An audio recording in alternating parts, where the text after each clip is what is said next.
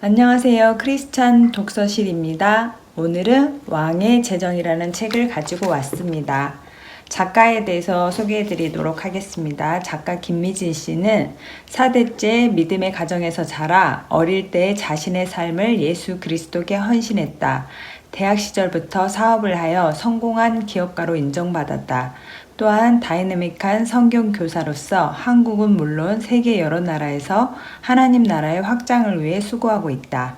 그의 강의는 사람들의 마음을 사로잡아 그들을 하나님 나라에 헌신하게 하는 특별한 힘이 있다. 그는 성경적 재정 원칙과 충성 훈련의 기반 위에서 믿음으로 사는 삶, 청지기의 삶, 단순한 삶 훈련하기를 강의한다. 하나님께서 만들어 가시는 거룩한 부자인 성부, 하나님 나라를 위해 스스로 가난하기로 결정한 성빈으로서의 삶을 실제적으로 훈련시키는 그의 강의는 오직 하나님만이 모든 것의 주인이시고 우리의 공급자는 하나님뿐임을 심장으로 알게 한다.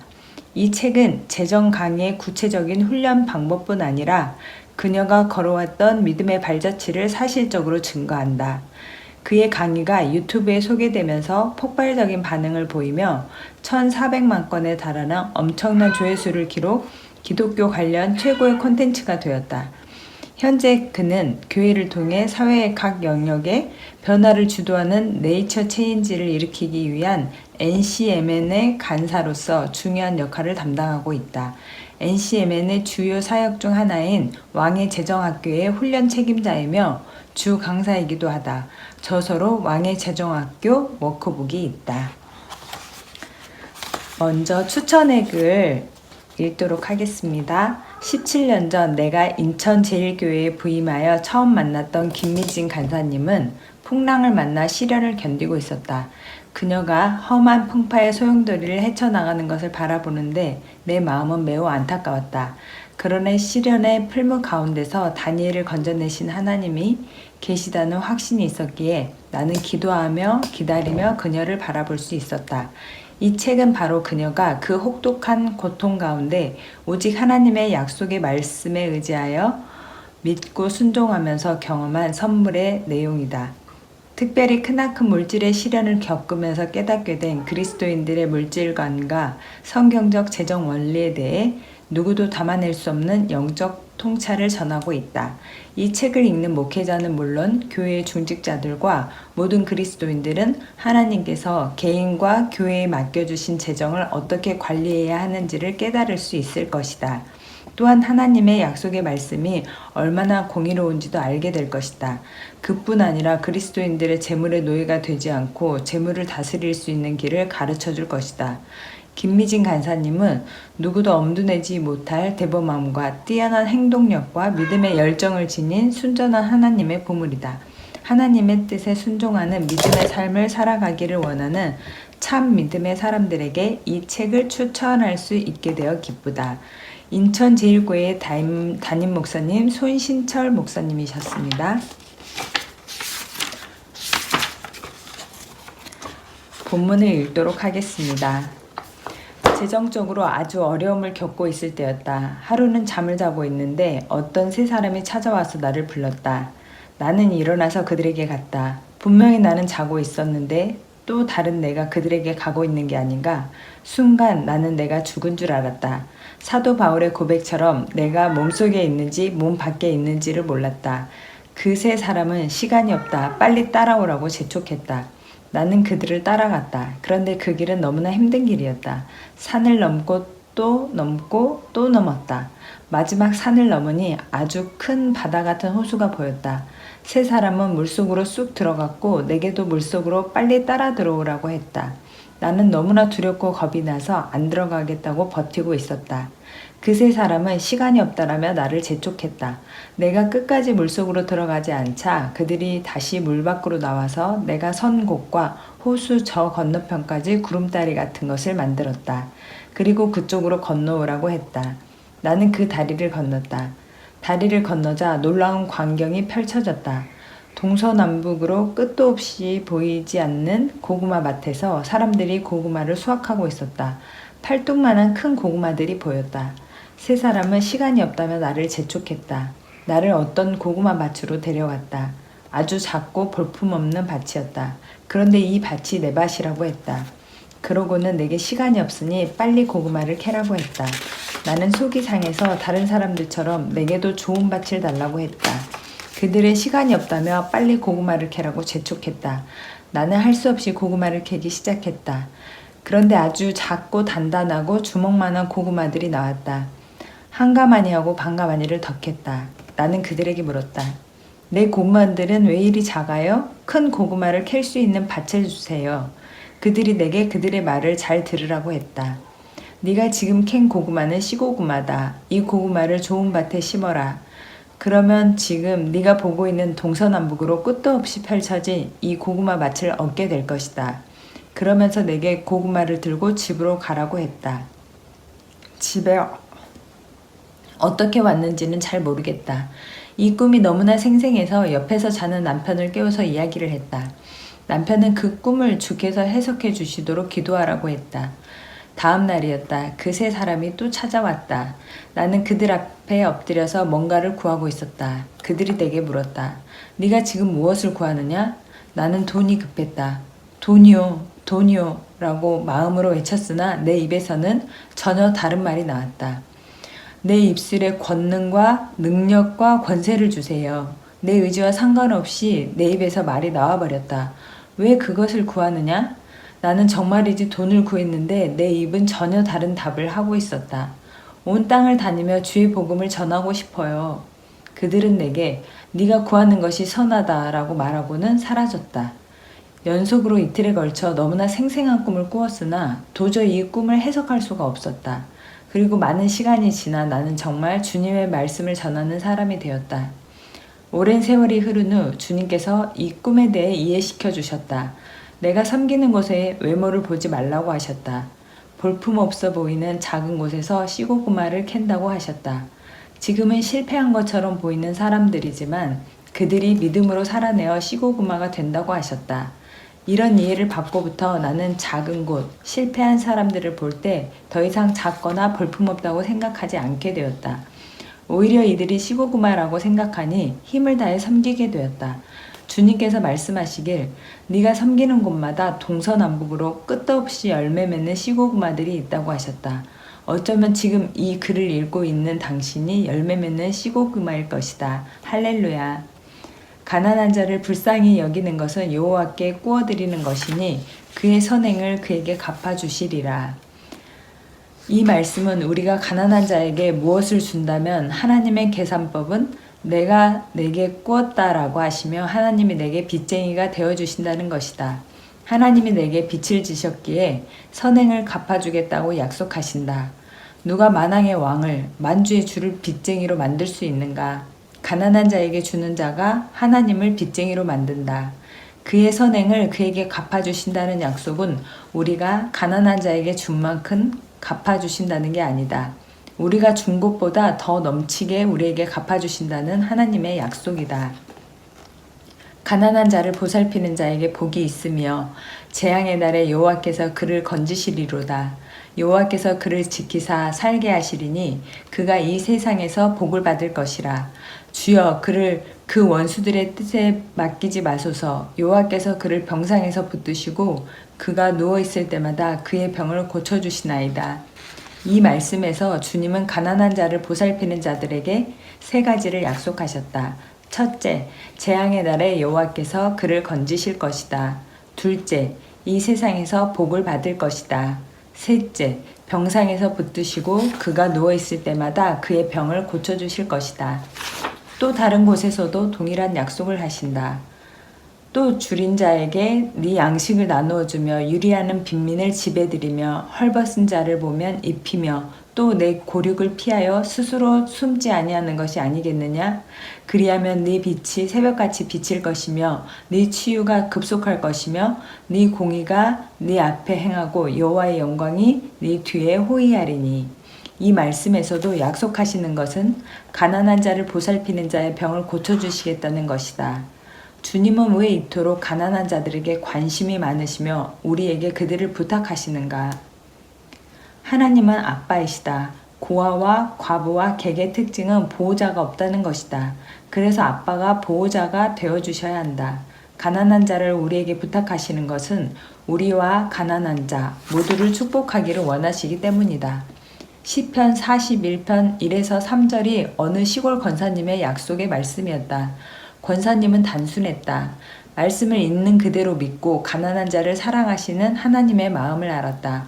1974년에서 1975년쯤의 이야기다. 그 시절에는 동네마다 거지들이 참 많았다. 권사님은 그들을 집에 데리고 와서 먹이고 입히고 재웠다. 권사님에게는 세 딸이 있었는데 그중 막내딸이 초등학교 1학년 때의 일이다. 비가 억수같이 내리던 날 10여 명의 거지들이 학교 정문에서 우산을 들고 막내딸을 기다리고 있었다. 그들이 너덜너덜한 우산 몇 개를 겹쳐 막내딸에게 건네주자 남학생들이 놀리기 시작했다. 얼레리 꼴레리 너의 집은 거지집이래 거지집이래. 막내딸은 너무나 창피해서 우산을 땅에 내팽개 치고 집으로 달려갔다. 그러나 집에서 기다리는 것은 밥상에 둘러앉아 있는 거지들과 꽁보리밥에 열무김치뿐이었다.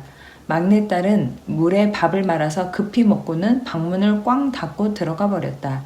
막내딸은 동네에서 놀다가 땅에 엎드려 있는 거지를 보면 발로 밀어서 얼굴을 확인하고는 이렇게 중얼거렸다. 오늘 이 거지는 또 내 방에 있을 거야. 해가 져서 집에 돌아가면 영락없이 낮에 봤던 그 거지가 막내딸의 방에 있었다. 그뿐만이 아니었다. 권사님은 옆 동네 고아원의 아이들을 서너 명씩 집으로 데리고 와서 먹이고 입히고 살이 조금 오르면 다시 고아원에 데려다주고 또 다른 아이들을 데리고 왔다. 그렇게 집에는 늘 거지들과 고아들이 있었다. 딸들은 마음 깊이 어머니를 존경했지만 어머니와 같은 삶을 살고 싶진 않았다. 그래서 집에서 하루속히 벗어나는 길을 모색했다. 그것은 빨리 결혼하는 것이었다. 딸들이 결혼할 때 권사님이 축복을 해주었다. 권사님의 축복은 아브라함과 이삭과 야곱의 축복이었다. 성경에 나오는 모든 축복을 딸들에게 했다. 그리고 마지막으로 기도했다. 아버지, 우리 딸들이 거부, 성부 되기를 원합니다. 딸들이 제물로서 잃어버린 영혼을 구원하게 하시고 하나님 나라를 세우는데 이들을 사용하시옵소서.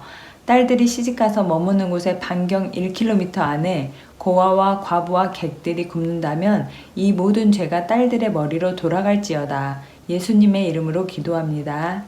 이 기도는 딸들에게 축복이 아니라 저주처럼 느껴졌다. 딸들이 아멘을 하지 않자 권사님은 그런 딸들을 더 축복하시기 시작했다.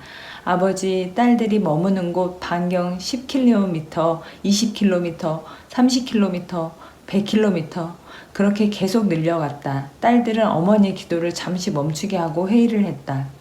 이렇게 있다가는 이 땅에서 발붙이고 살 수가 없겠다. 그냥 1km를 아멘으로 받자. 거지 없는 부자 동네로 시집 가면 되겠지. 그렇게 딸들이 1km 축복을 아멘으로 받자 권사님의 기도가 마무리되었다. 막내딸은 권사님의 축복 기도 덕분에 하는 사업마다 재정의 큰 복을 받았다. 그리고 건평 배평이 되고 포도나무, 배나무, 사과나무, 감나무, 앵두나무, 등나무가 심긴 정원이 있는 큰 집을 얻으며 속으로 생각했다. 어머니가 이건 모르셨을 거야. 이 부자 동네에는 거지들의 입성조차 불가하다는 것을. 이사 후 일주일쯤 지나 막내딸 가족이 동네에 있는 심야극장에 갔다가 돌아오는 길이었다. 지하도로 내려가는데 눈에 익은 사람들이 30명쯤 모여 있었다.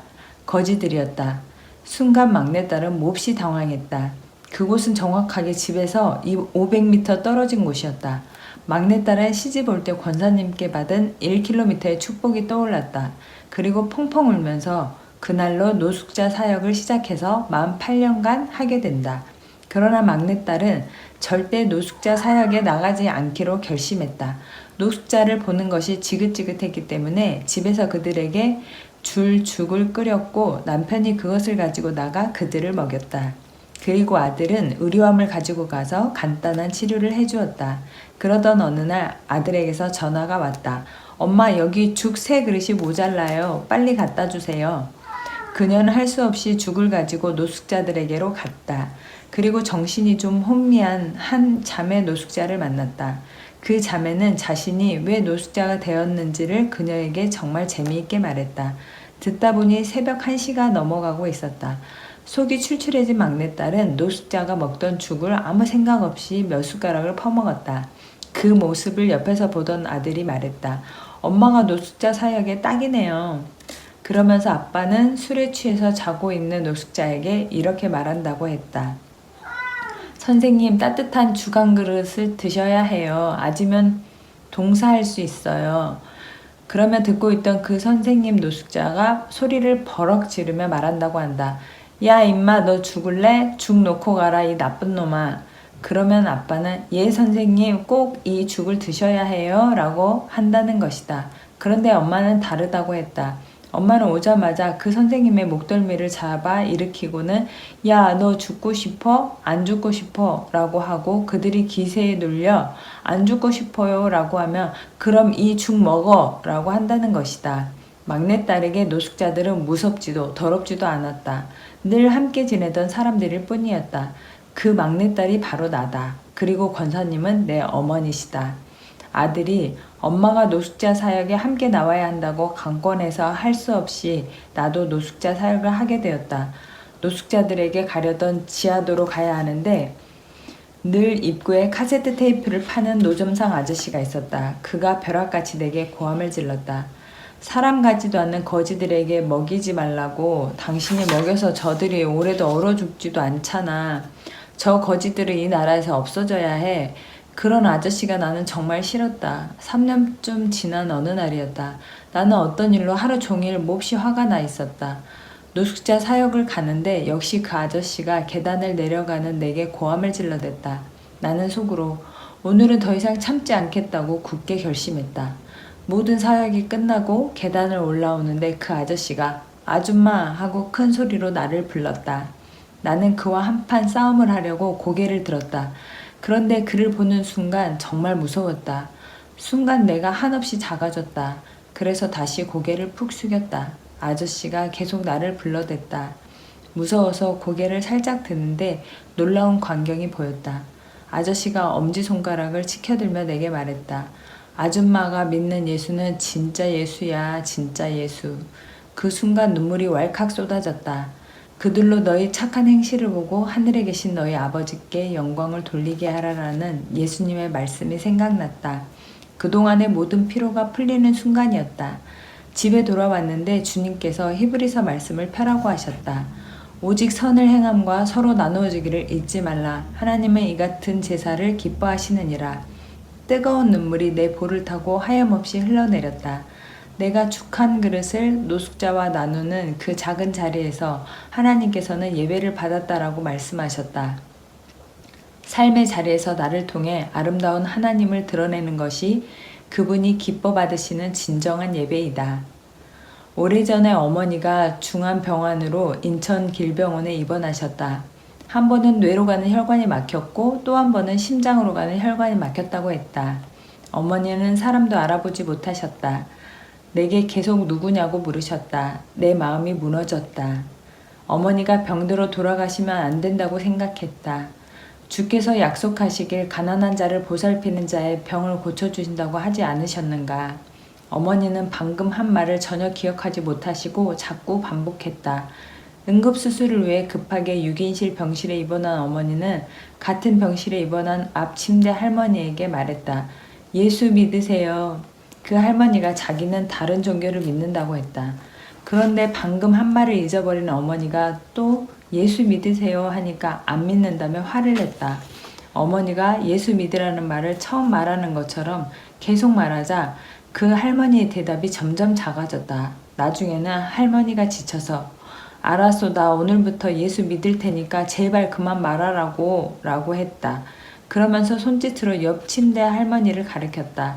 순간 어머니의 눈이 그 할머니에게로 돌아갔다. 이 모든 광경을 다 지켜본 옆 침대 할머니가 기겁을 하며 나도 예수 믿을게 라고 서둘러 말했다. 그러자 그 옆에 다른 할머니에게로 어머니의 전도가 이어졌다. 그렇게 그날 그 병실의 환자들은 모두 예수를 믿는다는 입술의 고백을 했다. 하지만 그것이 나는 조금도 기쁘지 않았다. 가난한 자를 돌보는 자가 병에 걸렸을 때 그 병을 고쳐주신다던 주님의 약속은 무엇이란 말인가? 하나님은 사람이 아니시니 거짓말을 하지 아니하시고 인생이 아니시니 후회가 없으시도다. 어찌 그 말씀하신 바를 행하지 않으시며 하신 말씀을 실행하지 않으시랴. 하나님은 사람처럼 약속을 취소하거나 변경하시는 분이 아니시다. 그 말씀하신 것을 반드시 실행하신다. 그런데 어머니는 이대로 돌아가셔야 한단 말인가? 이미 의사들은 수술해도 완치 가능성이 없다고 했다. 어쩌면 생명이 위험할 수도 있다고 했다. 나는 잠을 잘 수가 없었다. 밤새도록 하나님께 기도했다. 주여, 어머니에게 약속하신 시편 41편의 말씀대로 평생 가난한 자를 돌본 어머니의 병을 고쳐주시옵소서. 오늘 그 약속을 현실화시켜 주시옵소서. 집행해 주시옵소서. 오늘이 주께서 약속하신 말씀이 이루어짐으로 하나님께 영광을 받으실 바로 그날입니다. 나는 간절히 기도했다. 새벽 5시가 되자 응급수술을 하기 위해 의사들이 분주하게 움직였다. 그때 어머니가 나를 보더니 말했다. 유진 엄마야, 너는 왜 병원에 있고 나는 왜 병원에 있느냐? 나는 깜짝 놀라 의사를 불렀고 의사가 와서 어머니에게 이것저것을 질문하더니 CT와 MRI 검사를 다시 해보자고 했다. 몇 시간 후 의사가 다시 와서 말했다. 밤새 무슨 일이 있었습니까? 뇌와 심장으로 가는 혈관이 다 뚫렸습니다.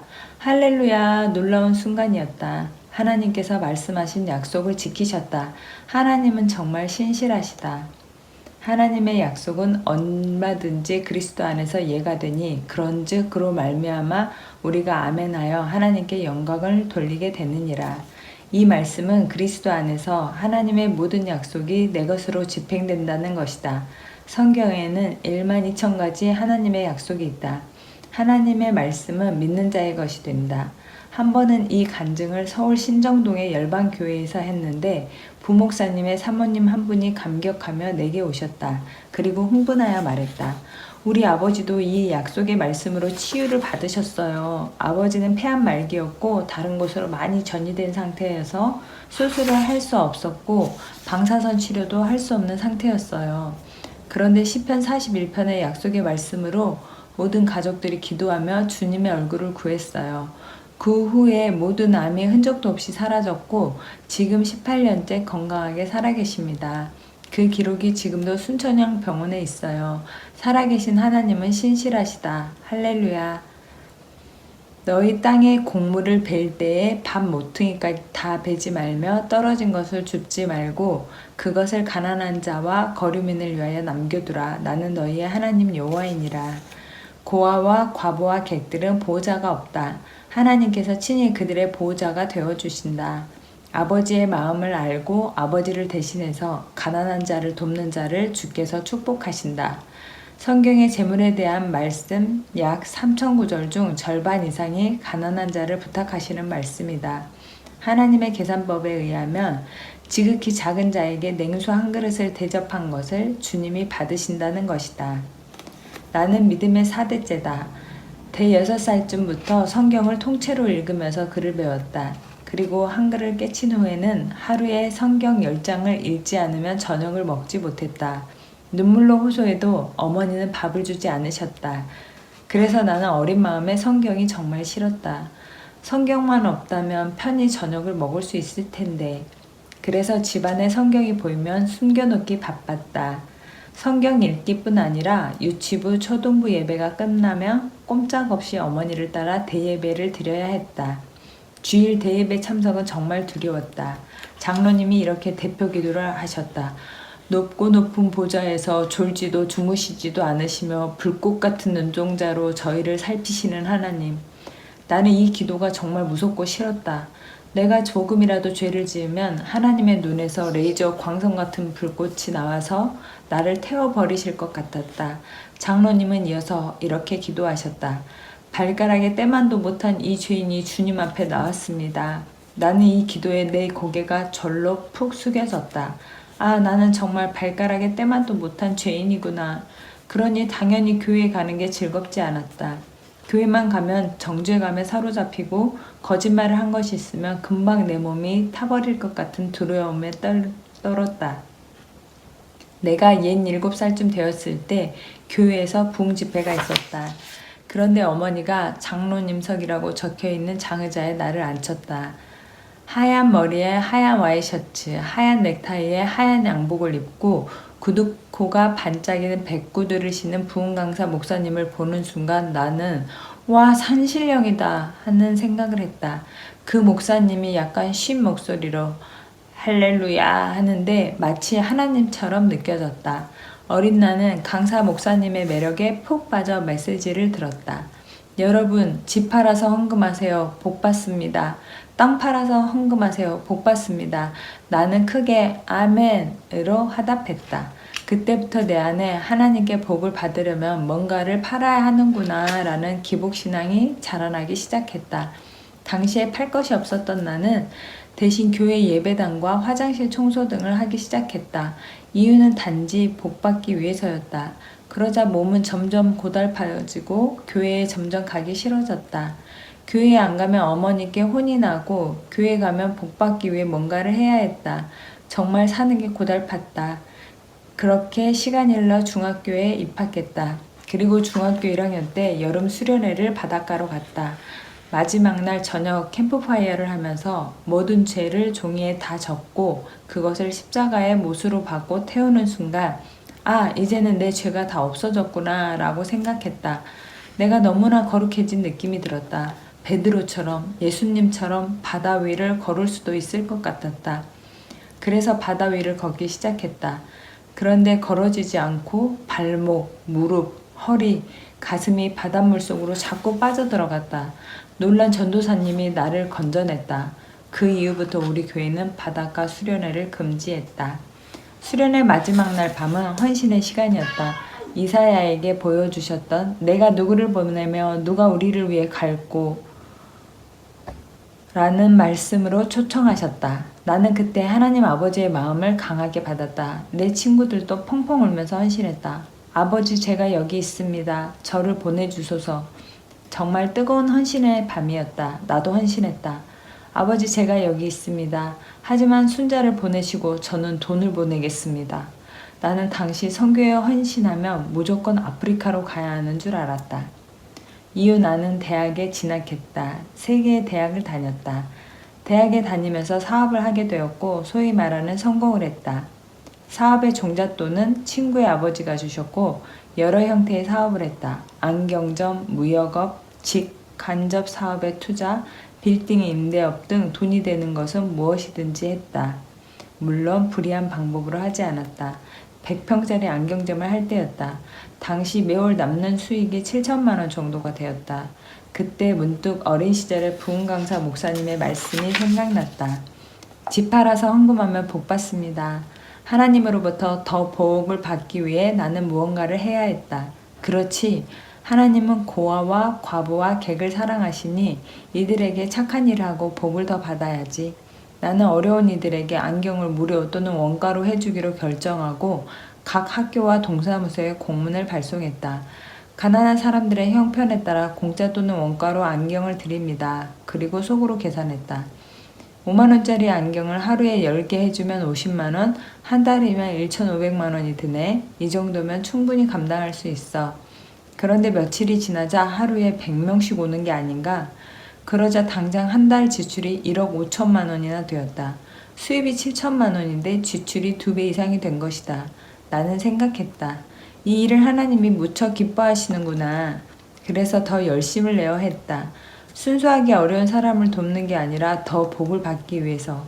적자가 나기 시작했지만 조금도 복받을 믿음이 흔들리지 않았다. 그래서 예수를 믿지 않는 직원들을 모아놓고 말했다. 내 하나님이 내게 쏟아부어 주시는 복을 여러분들이 보게 될 것입니다. 열심히 해주시기를 바랍니다. 그렇게 한 달, 2달, 석 달이 흐르고 6개월이 지나자 부장님이 나를 찾아왔다. 사장님, 하나님이 주신다는 그 복은 언제 오나요? 매달 계속 적자가 나는데요. 내가 당당하게 말했다. 부장님, 하나님의 날은 사람의 날과 다릅니다. 하나님께서 하루가 천년 같고 천년이 하루 같습니다. 계속 직원들을 격려하고 열심히 해주시기를 바랍니다. 그때까지도 하나님이 반드시 복을 주신다는 확신 속에서 조금도 내 믿음이 흔들리지 않았다. 한 방이면 끝난다. 아버지, 축복 한 방 주세요. 그렇게 3년이 지나자 나는 완전히 망했다. 아마 망하지 않았다면 지금도 그 일을 하고 있었을 것이다. 그런데 성경에 이런 종류의 믿음에는 한 방이나 대박이 없다는 것을 나중에 알았다. 수입보다 지출이 많은 구조는 첫째 가난해지고 둘째 망한다는 것이 재물에 대한 성경의 말씀이다. 매월 수입을 몽땅 다 써버리고 카드로 쓰고 카드론 대출로 쓰고 마이너스 통장으로 쓰고 또 신용대출과 담보대출로 쓰는 것이 수입보다 지출이 많은 구조이다. 재정의 구조조정을 반드시 해야 한다. 보도가 나면서 나는 엄청난 재정적 고통에 시달렸다. 사람들은 매일 매시간 찾아왔고 아무것도 없는 내게 무조건 돈을 달라고 했다. 내가 재물을 숨겨놓았을 거라고 생각하고 돈을 내놓으라는 것이었다. 그들은 잔인했고 더 이상 친구도 친구가 아니었다. 부자는 가난한 자를 주관하고 빚진 자는 체주의 종이 되느니라 라는 말씀처럼 내 상황이 정말 그랬다. 빚쟁이들이 날 주관하기 시작했고 나는 그들에게 종, 그 이상 아무것도 아니었다. 이런 깨진 관계들이 나를 몹시 상하게 했다. 나는 판단력이 흐려졌고 지혜와 분별력도 완전히 사라졌다. 무섭게 달려드는 빚쟁이의 요구에 조금이라도 응하기 위해 일수를 쓰기 시작했다. 또 다른 일수로 일수를 메웠다. 일수는 1,000만 원을 빌리면 매일 10만 원씩 120일을 넣어야 끝이 난다. 일수 이자를 연리로 계산하면 20에서 30%가 훨씬 넘는다. 이렇게 빚쟁이들에게 돈을 주다 보니 최후의 꽁지돈까지 쓰게 되었다. 꽁지는 1,000만 원을 빌리면 100일 후에 2,000만 원을 갚아야 하는 것이다. 일수와 꽁지를 하는 아저씨들은 정말이지 끔찍했다. 나는 정신적, 육체적, 영적으로 병들어갔고 정상적인 판단력을 완전히 상실했다. 망하기 전 어느 날 친한 친구 둘을 만났다. A라는 친구가 사업을 크게 확장하기 위해서 B라는 친구에게 6억 원의 돈을 빌리는 과정에서 내게 보증을 서달라고 했다.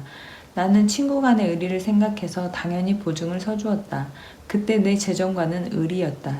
누가 빌려달라면 빌려주고 보증을 서달라고 하면 서주었다. 가지고 있던 빌딩과 안경점과 아파트 등 모든 재산을 담보로 보증을 서주었다. 돈을 빌린 A가 당연히 B에게 돈을 갚을 거라고 믿었다. 그런데 A가 6억 원을 못 갚고 부도를 냈다. 그리고 내가 보증을 선 모든 곳이 동시다발로 부도가 나면서 내 빌딩과 점포와 아파트 등 모든 것이 순식간에 사라졌다. 설상가상으로 그때 IMF까지 터졌다. 모든 물건들은 경매와 금매로 넘어갔다. 세상에서는 부자는 망해도 3대가 먹고 산다고 한다. 이는 남은 망하게 하고 자기 살 궁리를 따로 해놓는다는 것이다. 그런데 믿음의 4대인 나는 그런 것을 배운 적이 없었다. 내가 살기 위해서 돈을 빼돌린다는 것은 상상도 하면 안 되는 거였다. 이는 어머니로부터 물려받은 신앙의 유산이었다. 주머니에 단돈 10,000원도 남김없이 최선을 다해 빚 갚기에 돌입했다. 하지만 곧 집안 곳곳에 빨간 딱지가 붙었다. 텔레비전과 오디오와 피아노, 소파와 침대까지 다 붙었다. 어느 날 아침 일찍 사람들이 트럭을 가지고 와서 집에 모든 물건을 실어갔다. 그날 아침까지 자고 일어난 침대가 내 눈 앞에서 사람들의 손에 실려나갔다. 너는 사람과 더불어 손을 잡지 말며 남의 빚에 보증을 서지 말라. 만일 갚을 것이 내게 없으면 내 누운 침상도 빼앗길 것이라. 내가 어찌 그리하겠느냐 말씀이 내게 그대로 일어났다. 나는 그날로 입고 있던 옷차림 그대로 거리로 쫓겨났다. 그러고도 남은 빚이 50억 원이었다. 하루아침에 거지가 되었고 어마어마한 빚더미에 올라앉았다. 매일 빚쟁이들이 찾아와 잠도 재우지 않고 나를 괴롭혔다. 그렇게 한 달, 2달, 석 달, 1년이 지나면서 나는 정신적, 영적, 육체적으로 깊이 병들어갔다. 정말이지 끔찍한 기억이다. 사람들이 싫어졌고 믿음도 없어졌다. 우울증과 대인 기피증에 빠졌다. 마귀가 우는 사자와 같이 두루 삼킬 자를 찾다가 나를 잡았다. 그리고 내 귀에 속삭였다. 너 남편을 정말 사랑하니? 아들 유진이를 사랑하니? 정말 사랑한다면 그들을 위해 너 하나가 없어지면 돼. 그러면 모두가 살게 되는 거야. 나는 그리스도인으로서 스스로 죽을 생각을 절대 못하는 사람이다. 그러나 분별력과 판단력을 완전히 상실한 나는 마귀의 속임에 반응하기 시작했다.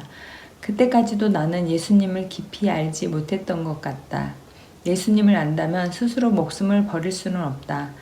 만몬은 우리가 주님에 대한 소망을 버리도록 속이고 결국 우리를 죽음으로 몰고 간다. 당신은 숨을 쉬고 있는 게 지옥이었다. 그렇군. 그렇게 끝내면 되겠네. 그래서 약을 먹기 시작했고 큰 한 병이 모였을 때 먹으려고 했으나 실패했다. 마침 남편이 이를 알고 울면서 간절히 요청했다. 정말로 나와 아들을 사랑한다면 1년만 더 살아줘. 간절한 남편의 마음에 나는 설득이 되었다. 남편은 1년간 내가 무엇을 해야 하는지를 말해주었다. 제주도에 있는 열방대학으로 내려가서 홍성건 목사님을 만나보자고 했다. 거기서 남편은 성경 연구학교를 하고 나는 인천에서 훈련받은 독수리 예수 제자 훈련학교에 적용 훈련 기간을 보내며 때를 봐서 중보기도 학교에서 배우며 1년간 지내보자고 제안했다. 나는 남편의 제안에 동의하고 제주도로 내려가기로 결정했다. 남은 빚 50억 원을 다 갚으려면 한 달에 100만 원씩 갚아도 500년이 걸린다. 나는 빚 갚는 것을 포기해야만 했다. 그러나 어쨌든 1년간 제주도에 내려갈 방도를 모색했다. 나는 빚쟁이들에게 빚을 갚을 테니 다 오라고 했다. 40명쯤 온 것 같았다. 나는 그들에게 말했다. 여러분, 저는 입은 옷 그대로 숟가락 하나 챙기지 않고 거리로 쫓겨났습니다. 이것은 여러분들이 증인입니다. 그런데 매일 와서 저를 감시하고 24시간 잠도 안 재우고 돈을 달라고 하면 제가 무슨 수로 돈을 벌어 빚을 갚겠습니까? 딱 1년만 시간을 주십시오. 사업에 재기하여 반드시 빚을 갚겠습니다. 아니면 저를 고소하십시오. 제가 대가를 치르겠습니다. 나는 두꺼운 종이에 번호표를 만들어서 그들에게 보여주며 말했다. 저를 1년 동안만 자유롭게 해주실 분은 손들어 보세요. 그러자 한 분이 손을 들었다. 그에게 앞으로 나오라고 해서 1번이라고 적힌 번호표를 주었다. 그러자 여기저기서 손을 들었다. 그렇게 표를 다 나눠주고 1번을 받은 사람에게 말했다. 만일 1년 동안에 제게 전화를 한다거나 찾아와서 사업 구상을 방해하시면 사장님의 번호는 끝번호가 될 것입니다. 이런 협박 아닌 협박으로 모임을 마쳤다. 모임이 끝나고 돌아가는 그들의 뒷모습을 보며 나는 생각했다. 나는 절대로 1년 후에 이 지옥 같은 곳으로 돌아오지 않을 거야. 큰 빛을 지면서 나는 지옥을 경험했다. 돈 문제가 결부되니 사람들이 더 이상 사람이 아니었다. 정말이지 다시는 돌아올 생각이 없었다. 1년 후에도 50억 원을 갚을 방법이 없었기 때문이었다. 그리고 11월 마지막 주에 제주도로 내려갔다. 아들은 초등학교에 진학하여 다니고 남편은 성경연구학교 9개월 과정에 들어가고 내가 입학하고자 하는 학교의 개강은 2월 말이어서 3개월 동안 집에 머무르며 지내야 했다. 우리는 열방대학에서 조금 떨어진 함덕 바닷가에 숙소를 마련했다. 아무것도 가져갈 것 없어 조선간장과 샘표간장과 참기름을 각 한 병씩 그리고 깨소금 한 통을 가지고 갔다. 한겨울인데 방에 불을 넣지 못해 냉방이었다. 하지만 나는 두 다리를 쭉 펴고 잘 수 있다는 것에 감격했다. 무엇보다 빚쟁이들의 독촉 전화로부터 자유였다. 간장과 참기름과 깨소금을 넣고 비벼 먹는 밥맛은 정말 맛있었다. 모든 것에 감사가 넘쳤고 1년간의 자유시간을 주신 주님께도 감사했다. 그 다음 날도 감사가 넘쳤다. 그런데 이 감사가 참기름이 없어지자 반으로 줄어들었다. 그 얼마 후 깨소금마저 떨어지자 감사가 완전히 사라졌다. 샘표 간장만으로 밥을 비벼 먹는 것은 쉽지 않았다. 12월 마지막 날에 그 간장마저 끝났다. 짜디 짠 조선 간장만 남았다. 나는 어찌할 바를 몰라서 큰 바가지에 수돗물을 가득 받아 밥을 간장물에 말았다.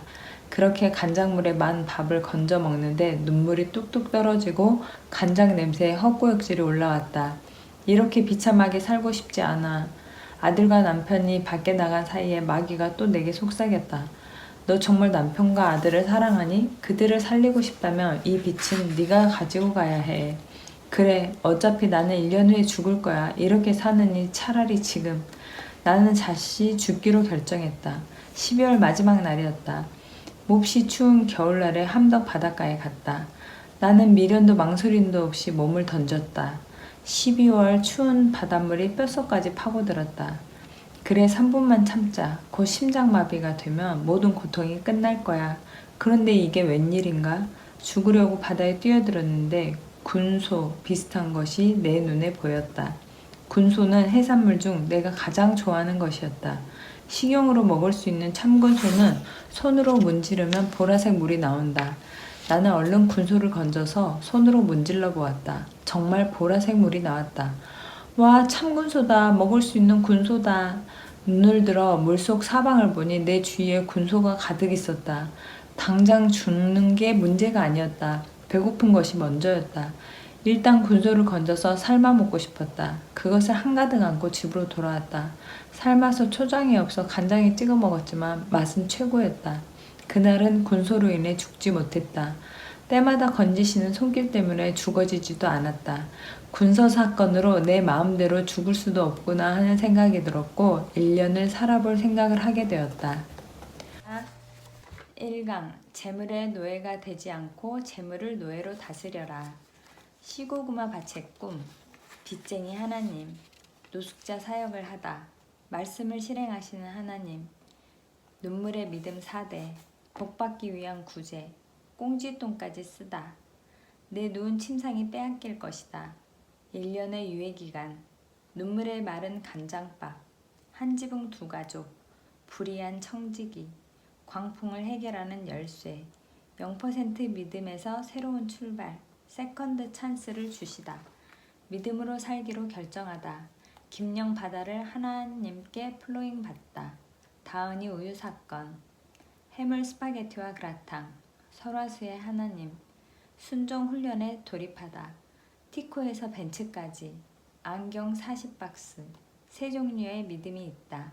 세 가지 시험이 있다. 하나님을 기쁘시게 하는 믿음. 광야 학교에서 겸손을 배우다. 요단강을 건너 약속의 땅으로. 2강 재물을 보물처럼 소유하지 않고 관리하라. 하나님의 재물은 어디에 어떤 형태로 누구에게 주는가? 작은 것, 재물, 남의 것. 내 생각이 진짜로 바뀌었다. 주께서 첫 강의를 맡기시다. 재물에 대한 올바른 세 가지 태도. 돈에 대해 말하는 네 가지 유형. 성부, 성빈, 속부, 속빈. 만몬을 제거하라. 속부를 제거하라. 속부의 삶을 청산하다. 노예로 파송한 4대의 자동차. 자존심을 버리게 한 10원짜리 등록금. 280만원의 노예가 되다. 왕의 재정학교를 개설하라. 하나님께서 사람을 만드신 근본적인 목적. 만몬이 만들어가는 부자, 속부. 하나님께서 만들어 가시는 거룩한 부자, 성부. 지출의 한계를 정하라. 성부가 되기 위한 성품훈련 1. 겸손. 성부가 되기 위한 성품훈련 2. 온유한 자. 성부가 되기 위한 성품훈련 3. 의인. 성부가 되기 위한 성품훈련 4. 부지런함. 성부가 되기 위한 성품훈련 5. 하나님을 사랑하라. 아름다운 성빈, 성빈의 삶. 성빈의 독특한 모델 사도 바울. 사업을 할 때 거래했던 사장을 만나다. 3강 재물을 다루면서도 장막 생활을 하라. 단순한 삶, 자족하는 삶. 51대 49. 좋은 땅 30배, 60배, 100배.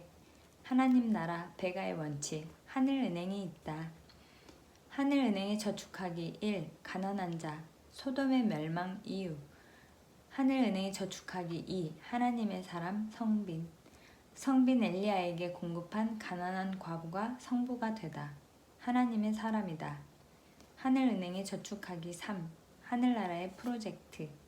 만몬의 전략회의. 주인을 바꾸어라. 영과 일의 차이. 빚 갚는 자세 1. 김치와 밥만 먹다. 빚 갚는 자세 2. 부러진 손가락. 하나님이 하셨습니다. 성부의 부르심에 응답하라. 하나님의 약속을 받는 자세. 배가의 삶. 심을 씨. 11조는 우리에게 어떤 의미가 있는가? 하나님의 공급, 먹을 양식. 영적 전쟁을 하라. 직원 채용 과정에서 하나님 나라를 발견하다. 마지막에 왕의 재정학교 워크북 사용법이 있습니다. 감사합니다.